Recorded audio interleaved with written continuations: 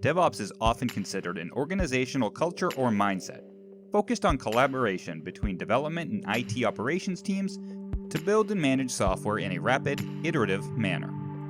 DevOps is also a methodology, consisting of distinct steps or phases.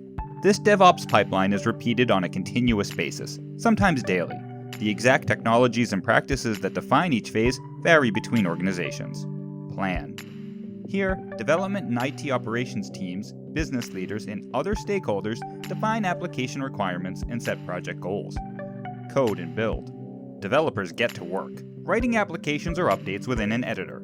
This can be as simple as a text editor or as detailed as an integrated development environment. All code is checked into a centralized source code repository, such as GitHub. Then, code is pulled from the repository and compiled into a binary artifact, which is published to a repository and subjected to integration and unit tests.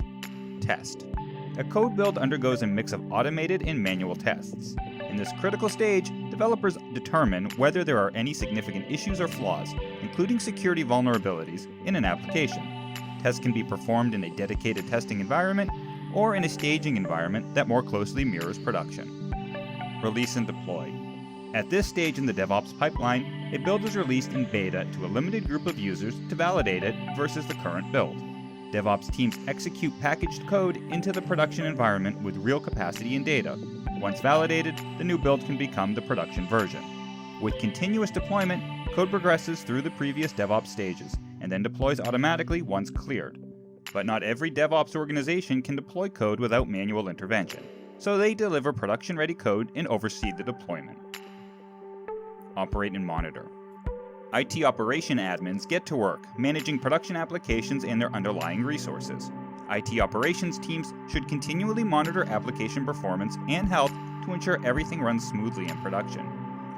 Ongoing monitoring data can be passed back to the development team and other stakeholders to provide guidance for the subsequent build cycle. In a DevOps model, the pipeline stages outlined aren't linear, but rather occur as part of an ongoing cycle, sometimes referred to as the DevOps infinity loop. Monitoring infrastructure and application performance, as well as the end-user experience, for example, leads to the development of new software features, and the cycle continues.